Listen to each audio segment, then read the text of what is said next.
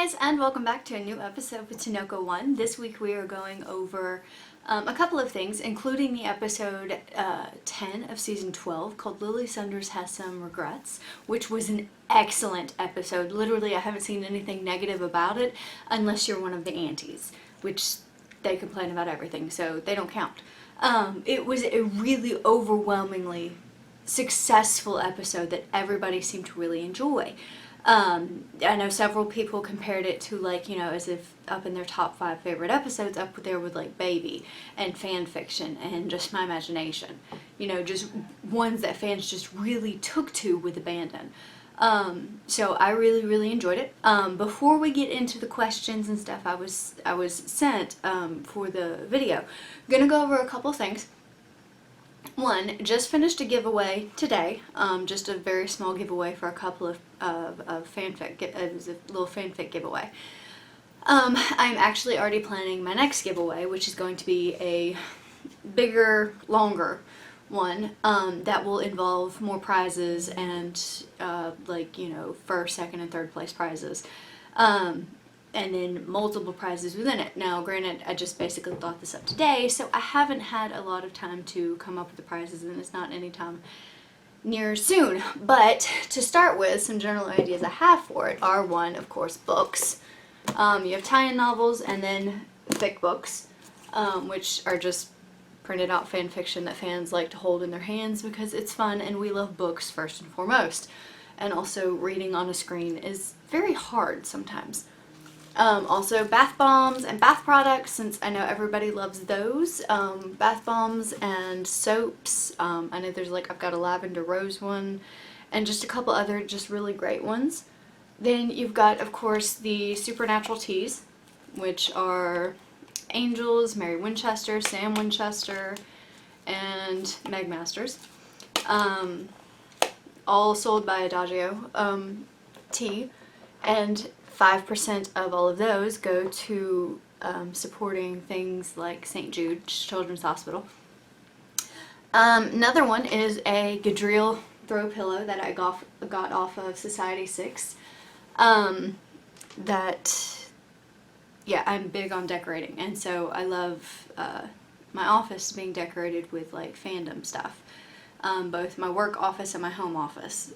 So I ended up with 2 of the Gadrille throw pillows, and the smaller one is the one I'm going to give away in the giveaway.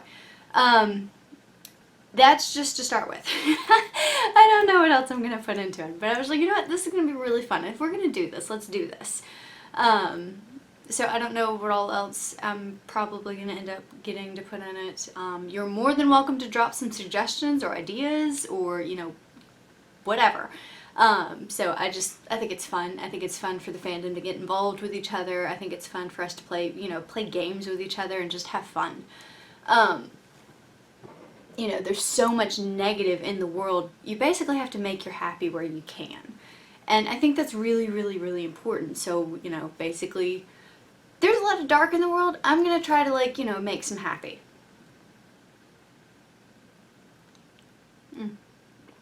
I'm actually drinking Claire Novak tea right now. It's very good. Let's see. So, getting right down to the actual questions. But seriously, I'm super excited about this giveaway. It's going to be so much fun. I'm super excited. You'd think I was winning a prize, but no. Also, we have a guest with us today. Stitch says hi. If he's insistent on being on my lap, he will say hi. I don't know if any of y'all remember, or if you've new, or if you've kept up with me for a while. Stitch is my newest rescue. He got hit by a car in front of me. And I basically picked him up, got him in the back seat, bled all over the back of my car, and rushed him to the vet, which luckily I was already on the way to the vet with another animal. I rescue a lot of animals. Funnily enough, I'm going to the vet tomorrow with one of my earlier rescue dogs, Rufus. He's about 12 now, and again, if you've kept up with me for a while, he's been touch and go throughout the years. Even after we rescued him, he nearly got killed by a whole bunch of a pack of wild dogs that he got attacked by. So I do a lot of animal rescue. All 3 of my dogs I have now that live with me are all rescue dogs. like I found on the side of the streets or whatever. And then all the animals that either live with my mother or have lived with my mother at some time before we found them other homes were all rescue animals. Whether they're dogs, cats, rabbits, a fox. You know, basically, if it needs help, if it's furry and four-legged, it's gonna get help from me. Even if it's not furry and four-legged. If it's a turtle, I'm gonna help it cross the road. I mean, that's just, yeah, I'm just, yeah. So anyway, I like animals a lot more than I like people, and I'm not even gonna lie about that. It's true. No more myself, only you said. I'm just so fucking surprised Cass and Dean didn't kiss at the end. I love that Lily didn't die, and I'm hoping that she won't come back for Cass. I mean, he helped her after all. Protective Cass was too protective tonight. Oh my god. Dean is Castiel's weakness. Yes. Also, the last time Cass was drinking beer with the Winchesters, he was human and definitely flirting with Dean. He so was. It was so adorable. I don't even think he realized that's what he was doing, but that's totally what he was doing. If you heard somebody screaming, Castiel is fucking real! That is possibly it was me. And I live in Greece. No, I loved the episode, first of all. I loved it so much. There was so much Team Free Will, as well as the Castiel. Like, it was so nice to see Castiel, not Castiel, well, yes, Castiel, but Team Free Will back together and acting like they were friends. Like, you remember, I think it was in Lotus, I just basically sort of went off on the fact that none of the characters have seemed to really like each other this season. You know, and I'm like, no, you were screwing up the dynamic of the show. Bring back Team Free Will. You know, dang it! And it finally felt like they got him back. And, you know, okay, these are my people. Finally, you fixed it. Don't screw it up again. You know, when they were working together and they were a team, they saved the world multiple times. Please make them do that again. You know, they need to be united front. And then, yes, of course, Dean and Cass, like, being so pissed off at each other because of the fact that, you know, you scared me and I'm worried, you know, and, you know, I can't survive losing you because, you know, I think basically everybody's more important than I am, you know, is them both being too mad to, like, talk to each other, and they're just fighting the whole time. But like the first moment somebody says something against Castiel, Dean is just like, I'm gonna break your knees. Like, seriously, who the fuck are you? Back the fuck up. Like, I'm sorry, and like this is not another guy on the other side of the table. This is the guy who could wipe Dean off the map with the snap of his fingers. And Dean's just like, sup, bro? And he like literally puts himself right in Isham's, you know, point of view, and actually so that Castiel is no longer right in front of him, but he's actually off to the side, so Isham's full focus is Dean Winchester. And like literally, I was just like, I really just liked the whole way that was done, and the fact that that's just Dean's personality. It's like, even when he and Sam are fighting, you know, okay, yes, I can say what I want because, you know, he's my brother. But you better not say a damn word against him because he's my brother and I will fuck your shit up. It's like, you know, that's so relatable in so many levels. And I think that's what people like so much about Supernatural, is that we can relate so much to these characters, despite the fact that they fight monsters. You know, and I think that's what draws people in so much, is that not only do we relate, but a lot of times we don't just sympathize, we empathize. And I think that's really, really great, and I think that's why people like the show so much. So I was so glad to see that back. You know, that is something I have just missed, is all the Team Free Will and the Dean Cass, you know, profound bond. The emotional relationships are what keep people watching more than just, you know, the monsters and, you know, the big apocalyptic story of the week. You know, it's their stories, and how they impact people. So I thought that was really, really important, and I was so very happy to see it back. Excess Bettina said, LMAO, I just felt so bad for Lily, and I totally understand her wanting revenge. I actually wish she was the one to kill what's his name, Angel. But I like Cass's line, ignorance is no excuse. True that. Too true. That obsessed stalker creepy Angel was horrible. Oh my god, don't get me started. If only because he's so very freaking familiar. To just like, you know, oh, you know, guy gets rejected by a girl. Oh wait, he goes and stabs her. and her dog and possibly her girlfriend.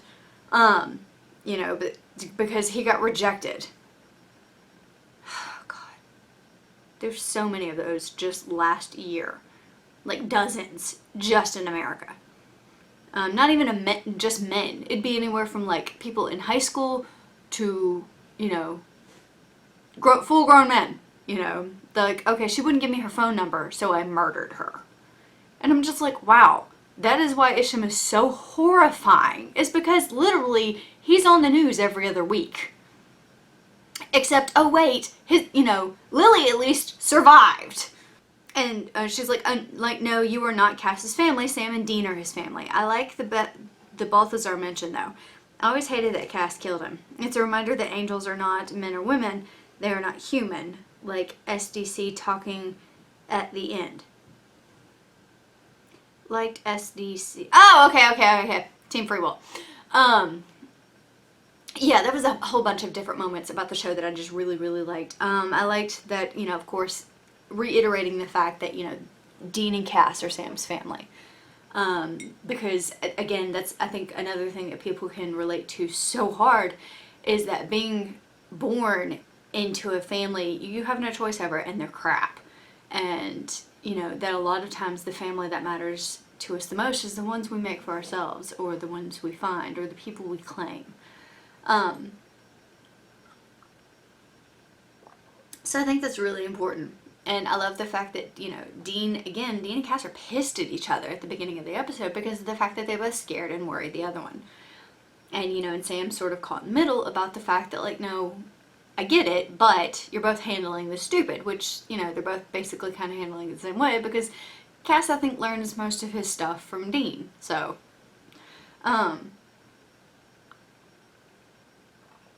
then you've got, Isham, who's like complete psycho stalker guy. And then you've got, it was nice to get the Balthazar mentioned. Balthazar I have a love-hate relationship with. I love him because of the fact that he loves Castiel. I love him because he's, you know, generally very funny. I hate him because he's a dick to Dean and thinks he's entitled to do so. And I'm just like, no, it's not okay. So I have a love-hate relationship with Balthazar. I really, really, really do. You know, but there was a lot of like throwback things that I actually really enjoyed about the episode, like references back to Soulless Sam and season 6 and the what was it called? When he's having the conversation with Lily in the motel room and talking about where she got her powers from, and just like her whole story was very interesting. I really, really liked it. So it's kind of a recurring theme as well for the season is where you see Sam connecting with people like he did with Magda in the earlier episodes. Hoping Mr. Ketch is not still stalking the Winchesters and doesn't come after Lily as basically some sort of loose end that needs to be tied up, because dude, that's not gonna make me happy at all. No. Just no. You know, and then of course, you know, the same fight that they're having at the beginning of the episode gets brought up again at the end of the episode, and the same thing that Sam was just like, dude, seriously? Finally Dean and Cass sort of cave and are basically stop acting out and lashing out at each other because they were both scared. And they're trying to basically cover for the fact that they were emotionally compromised. And they're taking it out on each other because of the fact you scared me.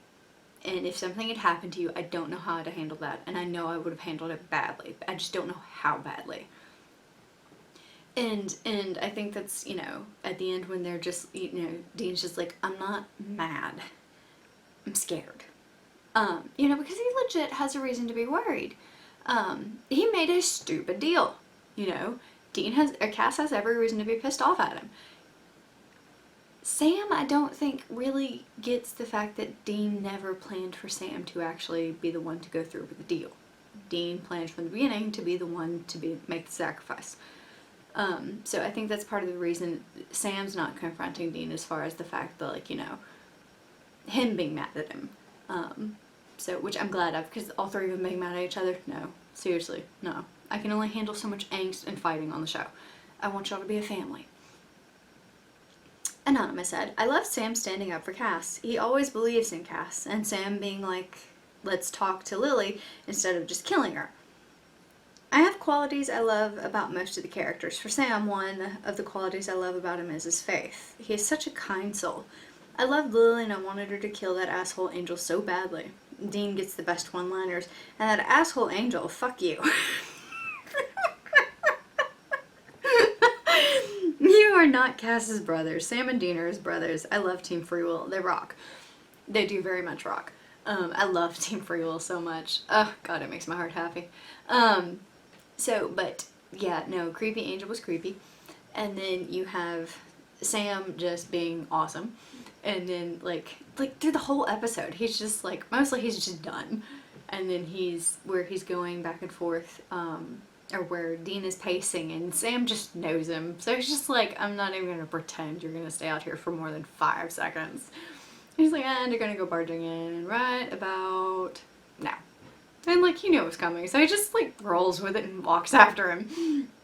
And then slides into the booth next to him, and, like, these 3 very large, they're not normal-sized men, they're very large, all squeezed into the same tiny diner booth together. I'm like, that's a sitcom waiting to happen.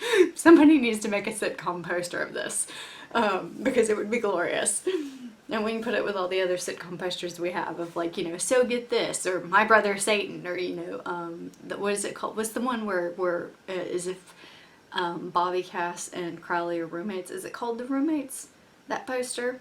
And then, you know, when Becky met Charlie, was it Gabriel and Lucifer beat up everybody. Everybody Hates Metatron. There's quite a few posters that are just hilariously funny for, like, fake movies and fake sitcoms or TV shows. It's quite good. But, like, yeah, no, I mean, I get it. It was a big deal, but it was also kind of funny looking at all 3 of them crammed into that tiny little thing. But it was fun. And yeah, Dean does have really great one-liners, but I like Sam's ability to empathize with people and basically try to, I wouldn't say empathize necessarily, but he sympathizes very well. And tries to emotionally connect with people and to see things from their perspective, even if he can't necessarily relate. And that's something that Sam's always tried to do very hard, and I think that's really important and is a major main point of his personality and who he is as a person. And that, you know, all the things that could have made the 3 of them cruel has always seemed to just make them kind. And I think that's really important, and I think that's part of the reason we love them so much. Anonymous said, hi there, so I was wondering your input on Castiel's journey since meeting the Winchesters. I personally am so proud of him and what he has accomplished, and I see some post on Tumblr stating he was better as a mindless soldier. Those are the freaking antis, and ignore them. And not so emotional. I believe that his emotions is what makes Cass so special. Oh my god, you spelled it with 2 S's! Why? Anyways, moving right along. And how he is able to feel and what. So, yeah, I love you, okay, bye! You're adorable. No, Cass's story is amazing.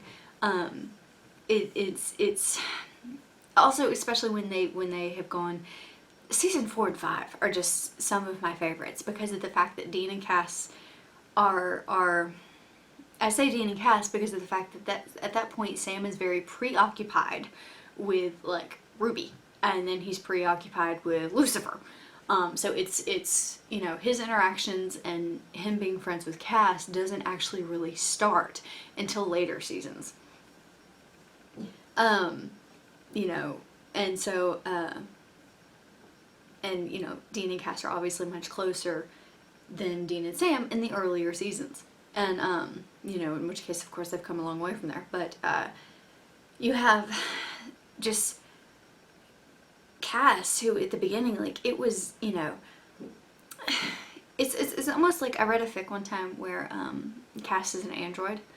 And actually all the angels in Supernatural are androids. They're supposed to be like, the military's trying a new line of, basically, AI soldiers so that human life doesn't have to be lost in, you know, this ongoing like World War III. And so when they take the androids out, the human soldiers are horrified by the, you know, androids' inability to basically give value to human life. And so, you know, all they see, men, women, children, are enemy combatants. And so they, you know, even in the simulations, gun down, you know, like a child. And Dean and them are just horrified. And you know, and as time goes on, you know, the androids begin to learn, and they begin to see things sort of like more like humans do, and they begin to give value to things that they normally beforehand had not. And I think that's one of the big things about with Supernatural is the fact that originally Castiel is very much alien, and he doesn't understand, and he's not able to connect and empathize, and you know, there's just this huge massive gap of these two completely different species, with completely different perspectives and life experiences, trying to basically work together and basically reach some sort of compromise. But then you also see as Castiel begins to see things in ways he never has before, and when he starts to question things and think for himself, and you know, question whether or not, okay, yes, these are orders, but are they right?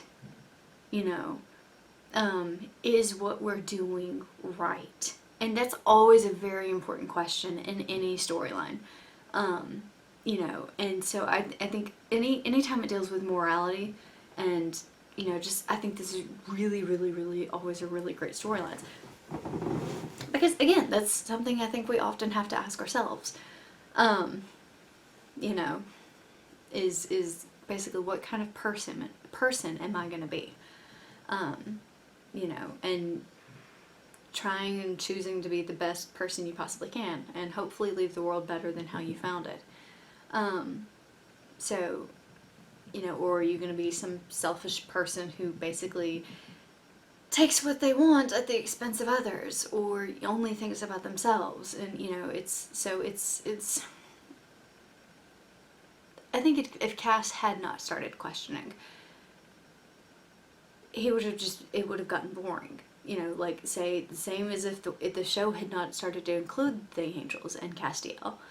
If it had just stayed about the brothers, the show would have gotten boring, stale, and, you know, crashed and burned. Which, you know, even all the people on the show say, no, the show would have never have lasted this long if it had just stayed Sam and Dean. Because Sarah Gamble even tried to go back to that back in season 7, and the show almost got canceled. You know, so it's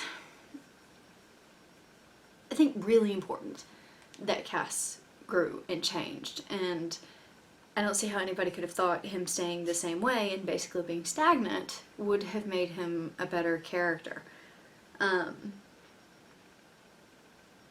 So, but it was really, I've really enjoyed Cass's story. I wish they'd get less angst on the show and just unnecessary man pain, because just for the sake of angst and man pain, you know, let them be happy sometimes, let them have fun, you know, let them actually, you know, be there fighting mad for each other. Anonymous said, I kinda hope we see Lily again. I liked her Kill Bill vibe. Also, I'm glad they're apparently not just gonna let the whole cosmic consequences thing go for Cass. Odds on that being the season finale kicker, along with the Nephilim problem? I don't even know. Dude, I don't even know. I'm really hoping Mick turncoats and goes to work with the Winchesters.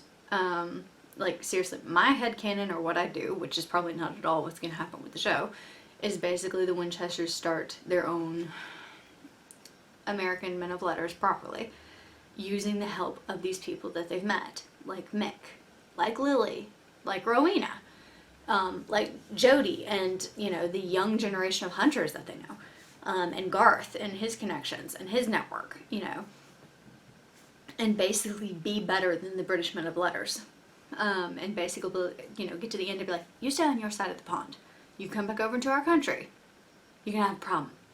Anonymous said, So much Cass lies down to fully absorb the Cassness. You are correct. So very necessary. Also, I loved Victorian Angel Squad. 2, horribly, horribly sad. We did not get it, like, I still want the angels to keep basically records of their own appearances throughout history. Like the Renaissance painters used to paint their portraits, well, as technology went on, the angels always made a point of basically keeping a record of their presence on Earth.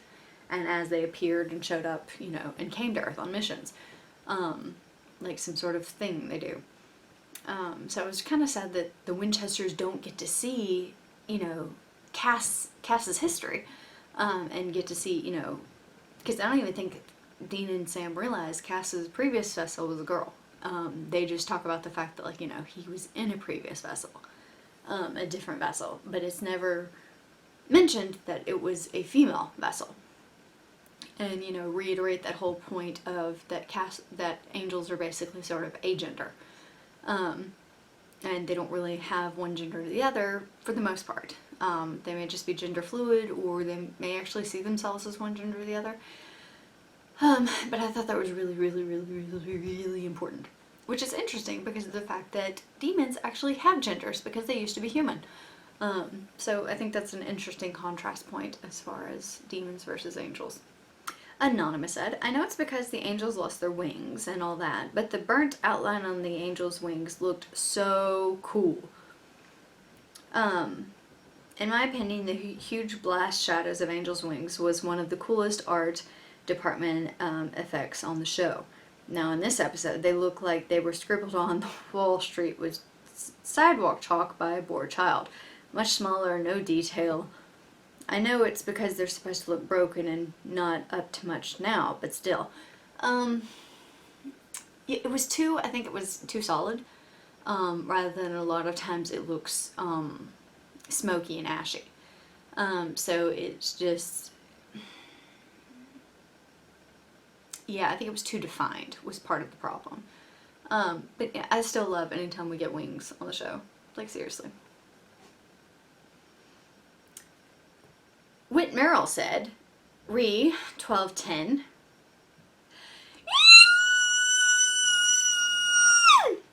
That is all.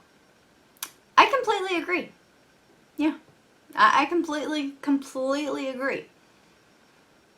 Anonymous said, do you think they intentionally cast a woman who looks a bit like Misha to play old-timey Cass in a female vessel? A slim white person with blue eyes and brown hair? I hope someone asked Misha about this and what his reaction to the script as a whole was at a future con. Like, do you think he got veto power over the casting? Like, maybe there was a Castiel casting lineup or something, and they let Misha walk up and down the line like, no, no, maybe, no, no. I'm picturing Misha doing that, and it would not at all be professional at all, because he's Misha. And just like, oh god. Misha's like, I don't know, his persona that he shows us and probably a lot of his personality are very completely different. So I can't get a feel for him as far as his personality, because like a lot of times I'm just, god, he's weird. He's very nice, but he's weird. I'm having a very hard time getting a feel for his personality and his sense of humor. And just sort of like, dude, you were strange. I love you, but you're strange. You're very nice, but I cannot get a hold of your personality at all. Which is fine, because you don't have to get everybody. But Misha doing that, oh god, that sounds like something out of Kings of Con. That's all I can see. Is Misha being like over the top. No, no. Or what's that from The Emperor's New Groove, where he's just like, you know, no, no, ugly, fat. Let me guess, you've got a great personality. I can sort of picture Misha doing that. Like, not seriously, but just messing with him. Which would be so rude and offensive to them because the fact that they don't know this is Misha's personality. I actually want to ask about whether or not in the booth scene when there's this part where Cass and Dean sort of look at each other after Dean sort of slides into the booth, and you see Dean sort of like, you know, nudge him before they both sort of like look away. And one, I'm wondering, where are Misha's hands? And then two, I'm kind of wondering, because of the way that they sort of looked at each other, and I'm like, is Misha trying to make him break character, you know, where we can't see? Like, is he pinching him under the table or behind the booth? Because I don't know where Misha's arm is. I can't figure that out. I'm kind of wondering if Misha's not trying to force Jensen to break character and, like, screw up the scene. And so Jensen's, like, shoving back at him, but, like, dude, knock it off. Because that seems like something they would do.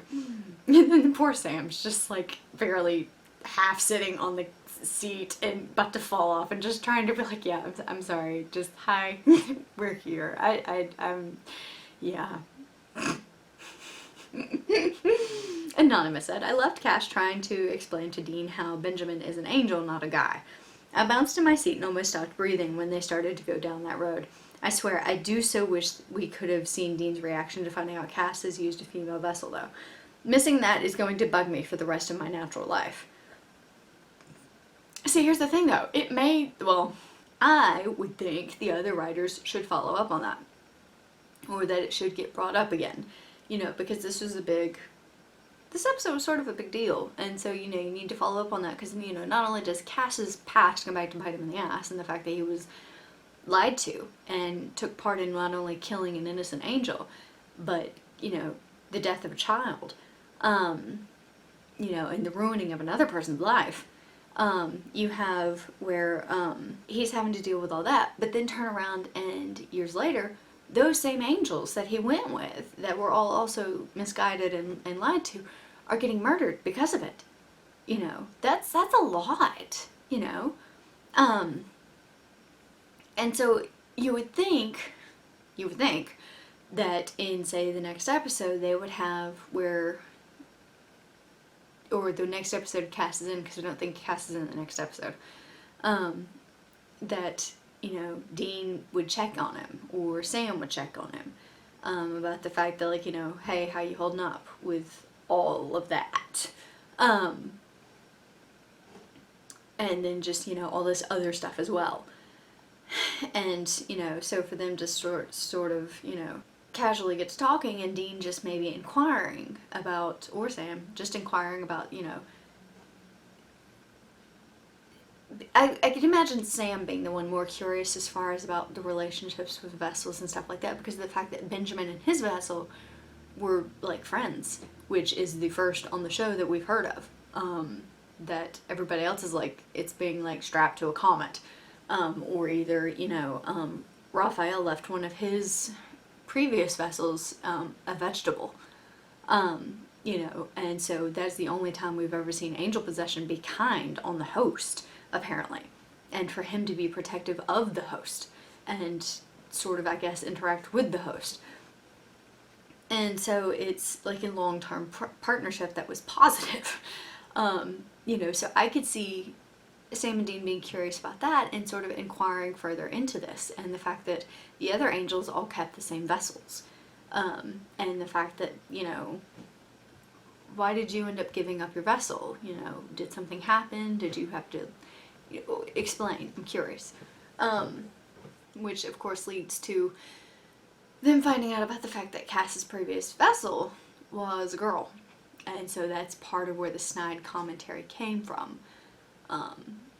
Which was ew. Nobu Akame said, I don't have the words of how much I loved that episode. It was a lot. Like a lot. I mean, Dean's body language in the diner, holy crap. And the bickering, they were so married. This writer knows how to write every member of Team Free Will, and I'm so glad he was hired. Yes. Which is interesting because of the fact that he had no previous screenwriting, experience, not for television. He had already done plays and stuff, but he had never written for, like, television. So it was kind of curious, but apparently, you know, he made a big impression for them to have hired him.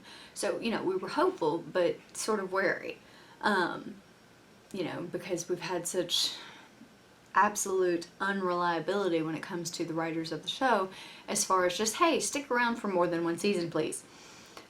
You know, unless they're Buck Lemming, and we're like, please leave, and they won't. So, Triscar368 said, Pterodactyl screeching. I'm not gonna try to do that one. They are so married. I am alive. We are keeping Yoki. I am so happy with this episode. I can't even. Yes. Yes, we need to send him like a gift basket of Pocky and cookies and tea, and I don't even know what all he likes, but we're gonna send it to him. Yeah. I'm like, kid, we like you. We like you a lot. You're gonna go far, kid. In essence, Dividend said, I adore how we all called it that the woman was Cass, because of course she was. What with the expression of constant annoyance, she had to be Cass. I swear to you, Handel's Hallelujah was playing in my head when the scene happened. Anyway, what do you think about the reaffirmation that angels, and specifically Cass, are genderless? I really would like Dean and Sam to be aware of this. Because again, I still think Dean in his head thinks too much of Cass as a guy. And Cass needs to reaffirm, no, I'm not. I'm an angel. My current vessel is that of a man, but I am an angel. There's no difference to me. A body is a body. One I require to walk around on this earth without killing innocent people. Rather than the fact that this is how I see myself. Now, I think, granted, over time, Cass has been using the appearance of Jimmy for so long that is probably how he views himself, and is most comfortable with and recognizes, which is probably why God kept bringing him back and recreating the same body for him, because Jimmy's been gone a long time, and this has always been a completely new body, specifically for Castiel, and apparently a very strong body because of the fact that how long it held Lucifer, who was an archangel, and apparently not just any vessel can do. So it was a body not just strong enough to hold an angel, but to hold two angels, one of which was an archangel. And then at one point actually is holding an angel, an archangel, and a demon, the king of hell. And it didn't burn out. Anyways, so that's it for this video. I will see y'all back next week. Next week is the episode called Regarding Dean, where I guess Dean is losing his memory very rapidly. I know I've seen in the promo pics where Rowena is in the episode, and clearly one, looks like she's up to something, and two, looks like she's enjoying herself immensely while she's doing it. I have no idea what to expect. I haven't seen the promo for it yet. I do know apparently that Dean gets the shit slapped out of him though. Probably because he was being just the most obnoxious Dean ever. Dean, when it comes to the way he treats women, is very, quite often. So I will see y'all back. Like I said earlier in the video, check out my blog, give me a follow, because like I've got, on top of the giveaways, or on top of my normal fix, graphics, podfix, these videos, I'm also gonna start doing the giveaways. And of course always take requests for new videos you would like me to do. Like during hiatus, I did a fic rec video. And then I had somebody at one point asking me if I'd be willing to do a video as far as like writing, and writing advice and just all different stuff. So if you would like me to do that, I also will, more than happily. I love talking about things I love. So, animals, writing, supernatural. Yes, you want me to do small talk? That's a special level of hell you have put me in, and I want out. I don't deserve that. I'm a nice person. I will catch up with y'all later. Like I said, subscribe, like, comment, follow me on Tumblr, follow me on Twitter, mostly Tumblr. I'm on Twitter too, but Tumblr is more specific as far as the things I talk about. You can only say so much in 160 characters. I mean, I'm limited. But I will see y'all back. Have a great week. Have a safe week. Have a great weekend. Bye!